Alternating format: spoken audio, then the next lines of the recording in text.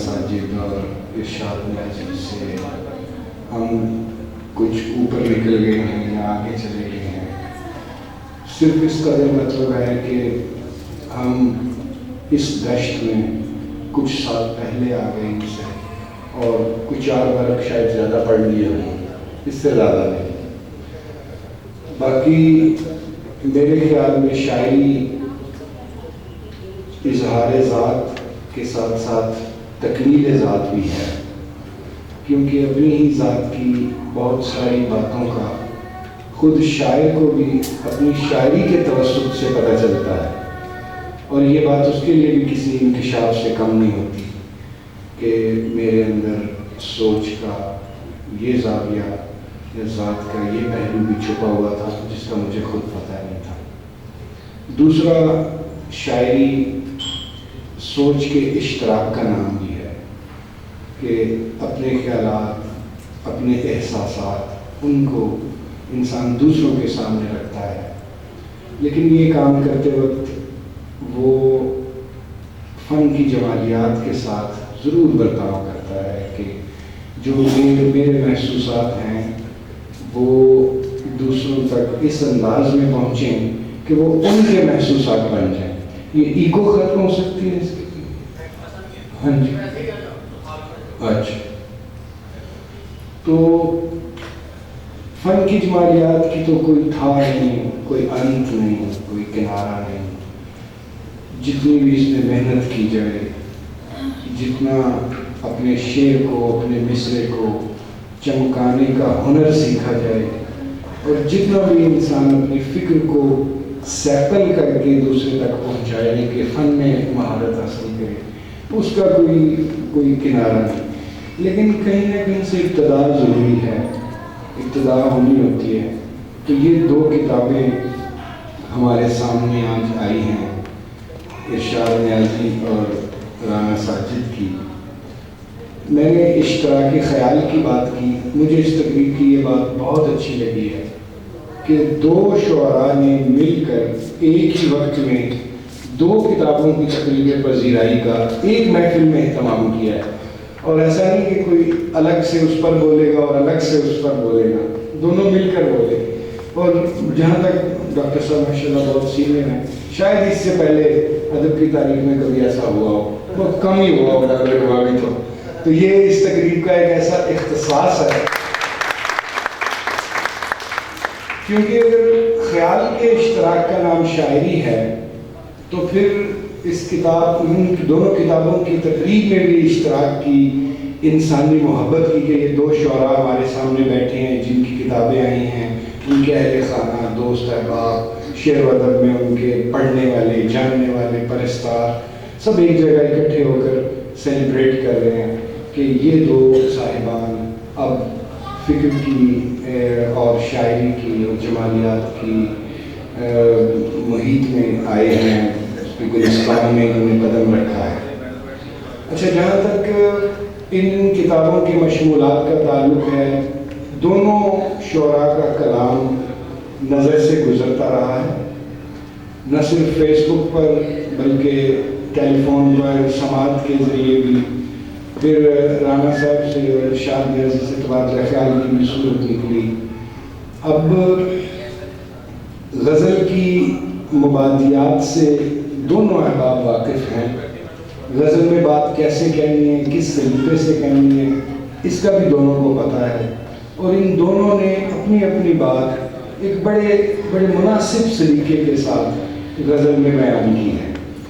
یہ بات کم نہیں کہ اس عہد میں، اس عہد ناپرساں میں اور اس عہد زوال میں، جہاں لفظ اور شعر کی حرمت اور اس کی اہمیت ہر آنے والے دن کے ساتھ کم ہو رہی ہے، اگر یہ ہمارے 2 نوجوان بھائی خود کو شعر کے ساتھ وابستہ کر رہے ہیں، خود کو ادب کے ساتھ جوڑ رہے ہیں، خوبصورت جذبوں کی بات کرتے ہیں اور انسان کے پیار کی بات کرتے ہیں، انسان کے انسان سے پیار کی بات کرتے ہیں اور ایک پرامن سماج کا خواب دیکھتے ہیں، تو سب سے پہلی داد ان دونوں کو اس بات میں ملنی چاہیے کہ انہوں نے شاعری کا رخ کیا ہے، شاعری کی طرف آئے. اگلا مرحلہ کتابیں چھپ گئی، بہت بہت مبارک دونوں کو، اور بڑی دعا ہے دل سے کہ ان کے پڑھنے والوں تک ان کے دل کی باتیں پہنچیں، اور پہنچیں گی اور پہنچ رہی بھی ہیں، اور آنے والے وقتوں میں اور بھی پہنچیں گی۔ لیکن تھوڑی سی ایک بات آخر میں دونوں کی خدمت میں یہ پیش کروں گا کہ نہ تو سیکھنے کی کوئی انتہا ہے اور نہ ہی کوئی نقطۂ آخر ہے یا کوئی خط آخر ہے ادب میں، فن میں۔ بہتری کی طرف ایک لگاتار سفر ہے۔ ادب جو ہے وہ ایک میراتھن ریس ہے، 100 میٹر کی اسپرنٹ نہیں ہے۔ 100 میٹر کی اسپرنٹ لگائی، سانس روکی اور سب سے آگے نکل گئی، اس طرح نہیں۔ ادب میراتھن میں لمبی سانس کی دوڑ ہے، پکی سانس کی دوڑ ہے، جس میں قدم قدم پر آپ نے ہر قدم آگے کی طرف ہی بڑھانا ہے۔ میں تہہ دل سے بہت خوشی کے ساتھ اپنے دونوں بھائیوں ارشاد نیازی اور رانا ساجد محمود کو مبارک پیش کرتا ہوں اس کتاب کی اشاعت پر، اور بالخصوص اس مشترکہ فنکشن کے انعقاد کا جو آپ نے سوچا، یہ بھی بہت خوبصورت سوچ تھی۔ ارشاد نیازی کے حوالے سے چند جملے میں نے لکھے تھے، بہت مختصر، وہ پڑھے دیتا ہوں۔ ارشاد نیازی رواں طبیعت کا غزل نگار ہے۔ اس نے اپنے مزاج کی روانی اور طبع کی جولانی کو حوالہ شعر کرتے سمے بہت مناسب سلیقے کا چناؤ کیا ہے۔ اس کے ہاں حسن و عشق کے مضامین تہذیبی رچاؤ کے ساتھ آئے ہیں۔ احوال زمانہ رقم کرتے ہوئے وہ غزل کا مزاج نہیں بھولا۔ وہ الفاظ و معانی پر مطلوبہ مہارت میں اضافے کی کوشش میں بھی لگا رہتا ہے۔ فن اور ہنر میں حسب توفیق اضافہ کرتے رہنا شاعر کو منزل سے ہمکنار کرنے کا وسیلہ ہوتا ہے۔ ارشاد نیازی میں سیکھنے، استفادہ کرنے اور سیکھے ہوئے کو فن میں پرونے کی لگن میں موجود ہے۔ شعر و ادب سے اس کا لگاؤ دیدنی ہے۔ وہ اپنے اشعار کی ترسیل کے لیے برقیاتی ذرائع بھی استعمال کرتا ہے، یعنی وہ عہد جدید کا آدمی ہے، حساس ہے، دل درد مند رکھتا ہے، سو اس عہد کا کر اس کی شاعری میں بھی در آیا ہے۔ اس کی غزل کا مطالعہ قاری پر عہد رواں کی غزل کا ایک رنگ کھولنے کا سبب بنے گا۔ اس کے مجموعے کی اشاعت پر میں اسے مبارکباد پیش کرتا ہوں۔ مجھے امید و یقین ہے کہ اس کا شعری سفر نہ صرف جاری رہے گا بلکہ وہ امکان کے نئے جہانوں کی طرف بڑھتا چلا جائے گا۔ یہ جو ادب کے برقیاتی ذرائع کا اس میں تھوڑا سا ذکر ہے، اس پر 2-3 جملے ہیں کہ جب تبدیلی کے خلاف شاعر کسی کے بس میں نہیں ہے کہ وہ مزاحمت کر سکے، جو سماجی تبدیلی، مشینی تبدیلی، علمی تبدیلی، ان اشیاء کے روپ میں ہماری زندگی میں داخل ہوتی ہیں، تو کوئی کتنا بھی پرانا ذہن کیوں نہ رکھتا ہو وہ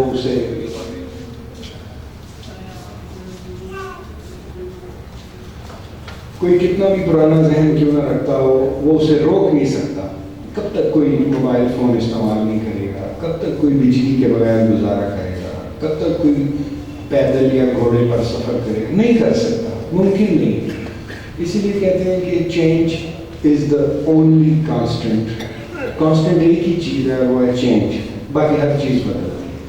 تو جب تبدیلیوں کے عہد سے ہم گزر رہے ہیں اور تبدیلیوں کے اسی عہد میں ہمیں برقیاتی ذرائع دیے ہیں، ڈاکٹر ارشد معراج صاحب بھی خیر پروفیسر ہیں، ان کو تو گفتگو میں کوئی مشکل پیش نہیں آتی، میں پروفیسر نہیں ہوں۔ تو ارشاد نیازی، رانا ساجد محمود، میں، ڈاکٹر ابرار صاحب، ارشد معراج، ہم سب کسی نہ کسی حوالے سے الیکٹرانک میڈیا سے یا پھر سوشل میڈیا سے منسلک ہیں، اور ہم سب نے مل جل کر سوشل میڈیا کو ادب کی ترسیل کا ذریعہ بنا رکھا ہے۔ اس کے منفی اور مثبت پہلو اپنی جگہ، لیکن یہ بھی ایک مثبت پہلو ہے کہ اسی حوالے سے اس تقریب میں ہمارے جو صاحب صدر ہیں وہ اردو نظم اور غزل اور پلس جو انتقاد ہے ہمارا، اس میں اپنی نوعیت کا ایک منفرد حوالہ ہے، وہ اس تقریب سے صدارت فرما رہے ہیں۔ ڈاکٹر ارشد معراج نظم میں میرے ذاتی رائے میں، کسی کا اختلاف بھی ہو سکتا ہے، کہ جس انداز، جس ڈھب، جس ڈھنگ اور جس رنگ کی نظم یہ کہتے ہیں، وہ ان کا اپنا ایک ہے، اس میں بولڈنس بھی ہے، سارا کچھ۔ تو ہم جو لوگ ان اپنے بھائیوں کی تقریب میں شرکت کے لیے دور دور سے حاضر ہوئے، آپ سب احباب خواتین تشریف لائے، ڈاکٹر صاحب تشریف لائے، تو اس بات کی بھی مبارک ارشاد نیازی اور رانا ساجد صاحب، آپ سب کا بہت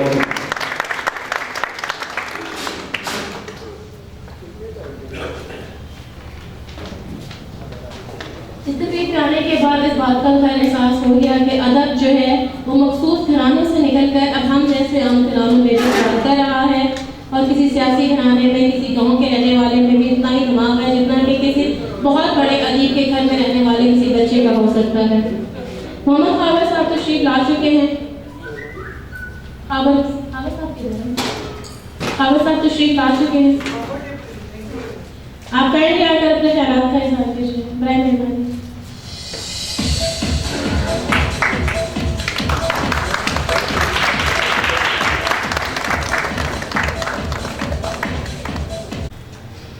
لمحے کے لیے تیار تو نہیں تھا، اور اتنی اچھی گفتگو کے بعد مجھے سے کسی شخص کا گفتگو کرنا قطعی غیر ضروری ہی ٹھہرے گا۔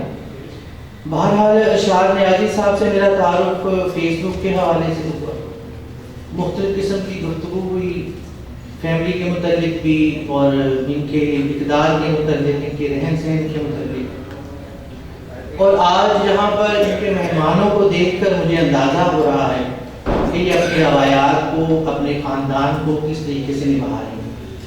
اسی طرح کا اظہار ان کی شاعری میں بھی موجود ہے، جس نے مجھے ہمیشہ متاثر کیا، اور جہاں پہ آنے کا مقصد صرف یہی تھا، جیسے دوسرے باب نے کہا، کہ ان کی دلجوئی اور ان کو مبارکباد دی جا سکے، ان کو داد دی جا سکے کہ یہ کتنا اچھا کام کر رہے ہیں، اور شعر و سخن میں اپنے نئے نئے رنگ میں اظہار کر کے، اور اپنے خیالات کا اظہار کر کے اپنے گھر والوں کے لیے، اپنے محلے داروں کے لیے، اپنے شہر والوں کے لیے، ہر کسی کے لیے باعث فخر ہیں۔ میرے لیے بھی باعث فخر ہے کہ میرے دوست ہیں، اور مجھے انہوں نے اس قابل سمجھا کہ میں ان کے اشعار کو کچھ گفتگو کروں۔ بہت شکریہ۔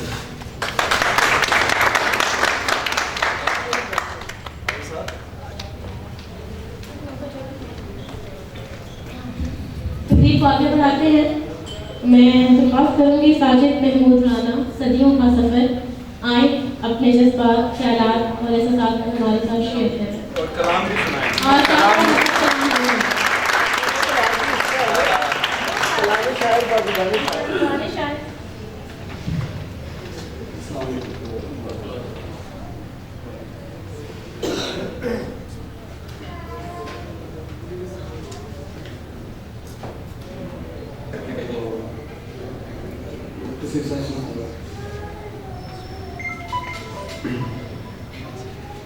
سب کا مشکور ہوں تہے دل سے، سب کا مشکور ہوں تہے دل سے، سب نے آ کر محفل سجائی ہے، کیا ستم ہے کہ وہ نہیں آئے جن کی خاطر محفل سجائی ہے۔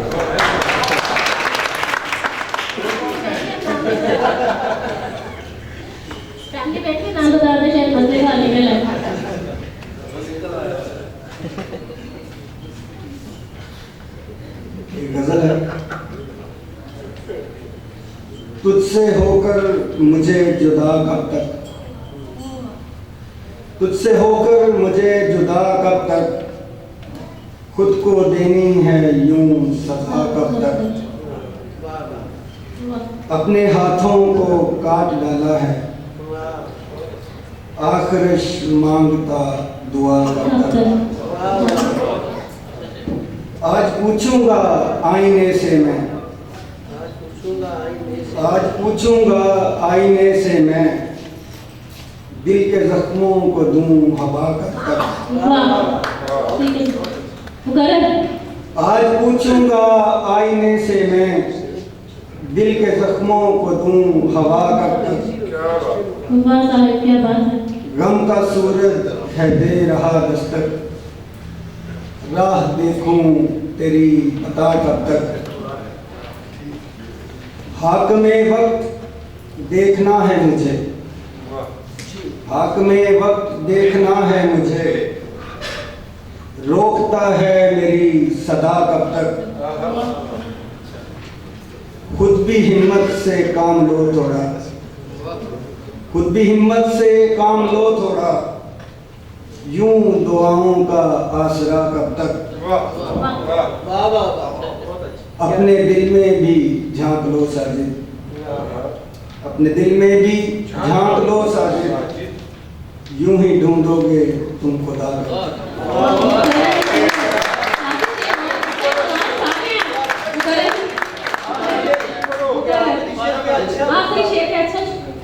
अपने दिल में भी झांक लो साजिद, यूं ही ढूंढोगे तुम खुदा को। और साजिद आया भी हर मानी के हवाले से बहुत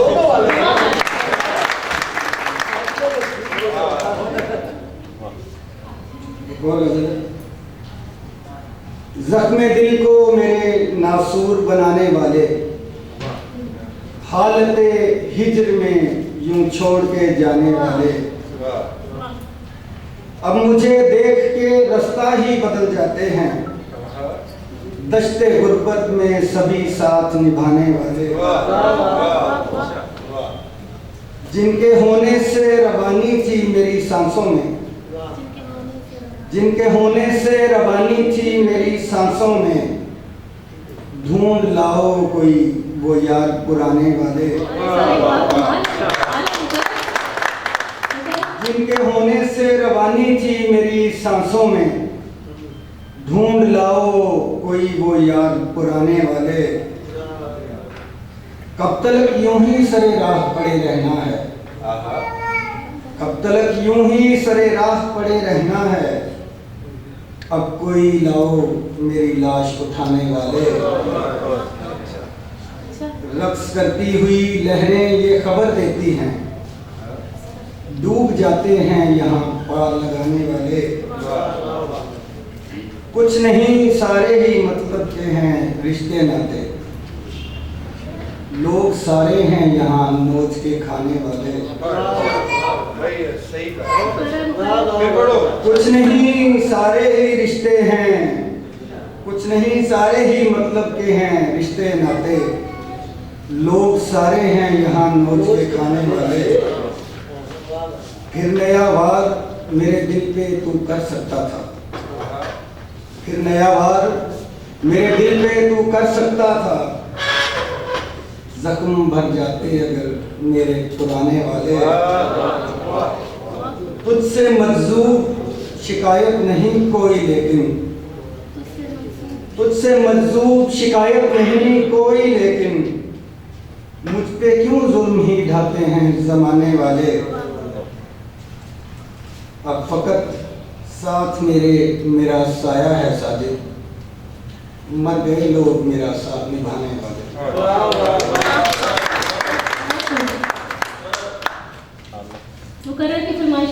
अब फकत मेरे साथ मेरा साया है साजिद, मर गए लोग मेरा साथ निभाने वाले।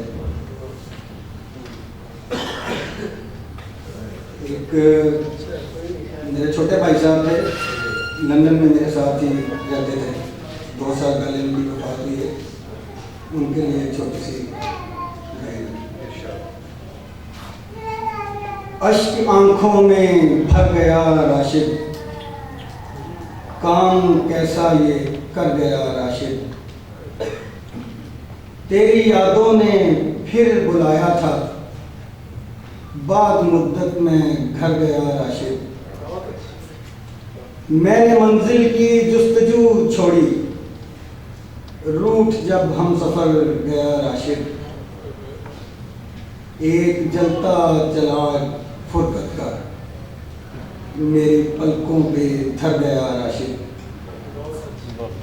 एक तस्वीर थी पुरानी सी मैं जिसे دیکھ ڈر گیا راشد. کیا اچھا شعر ہے بھائی، بڑا اچھا. ایک تصویر تھی پرانی سی میں جسے دیکھ ڈر گیا راشد. یوں تیرا چھوڑ کر چلے جانا مجھ کو بے جان کر گیا راشد. دل نہیں مانتا میرا ساجد لوگ کہتے ہیں مر گیا راشد.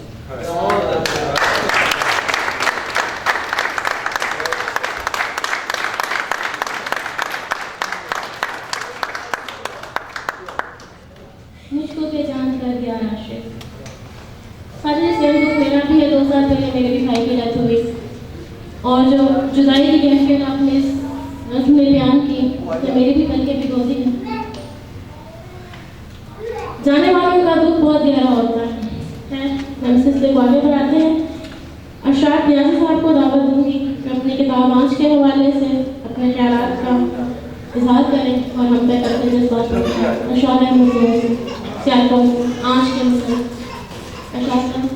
اشرف شریف صاحب کو خوش آمدید.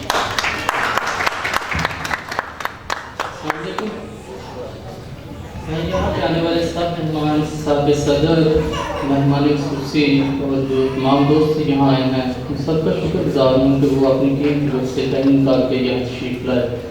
تو بہت محبت آپ لوگوں کی کہ آپ یہاں تشریف لائے.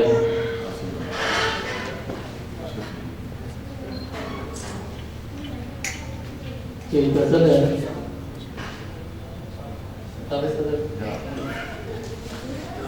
اب کہاں جانے میری زخم شماری جائے. اب کہاں جانے میری زخم شماری جائے.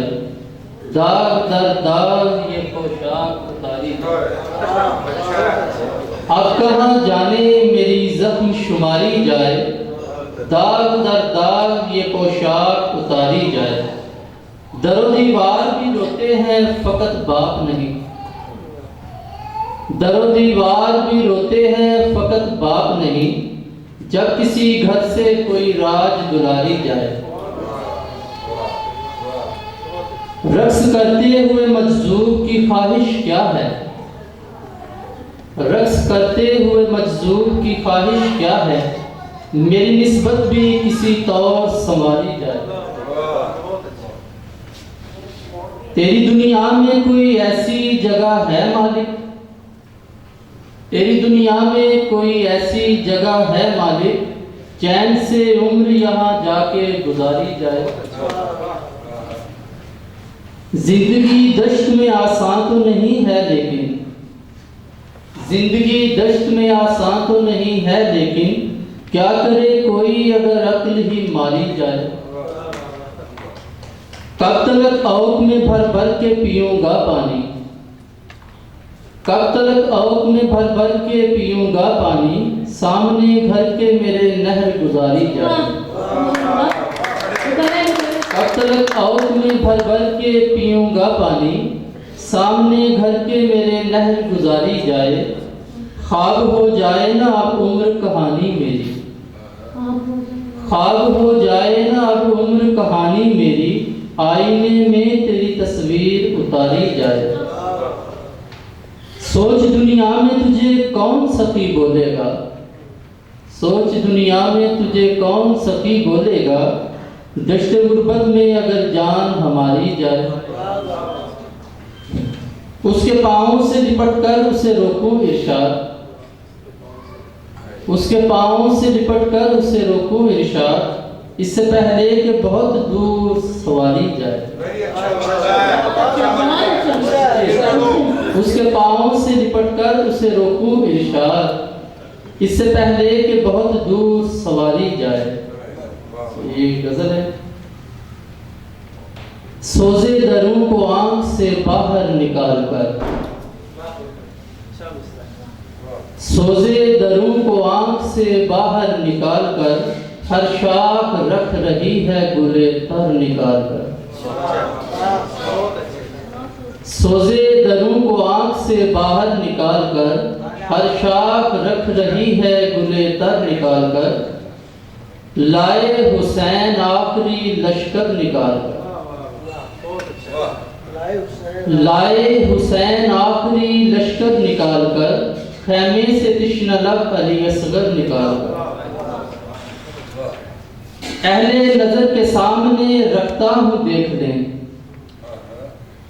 اہل نظر کے سامنے رکھتا ہوں دیکھ لیں، لایا ہوں مشت خاک سے گوہر نکال کر۔ پھر پڑھیں یہ شعر مشت اہل نظر کے سامنے رکھتا ہوں دیکھ لیں، لایا ہوں مشت خاک سے گوہر نکال کر۔ یوں بھی ہو مجھ کو چشمے فنا ڈھونڈتی پھرے، یوں بھی ہو مجھ کو چشمے فنا ڈھونڈتی پھرے، رکھ دوں میں روح جسم سے باہر نکال کر۔ یوں بھی ہو مجھ کو چشمے فنا ڈھونڈتی پھرے، رکھ دوں میں روح جسم سے باہر نکال کر۔ اس داستان میں اور تو کچھ بھی نیا نہیں، کیا بات ہے، اس داستان میں اور تو کچھ بھی نیا نہیں، اس کے بچھڑتے وقت کا منظر نکال کر۔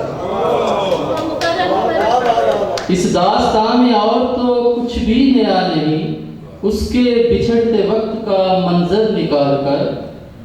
کرتا ہوں سجدہ آپ میں اپنے جمال کو،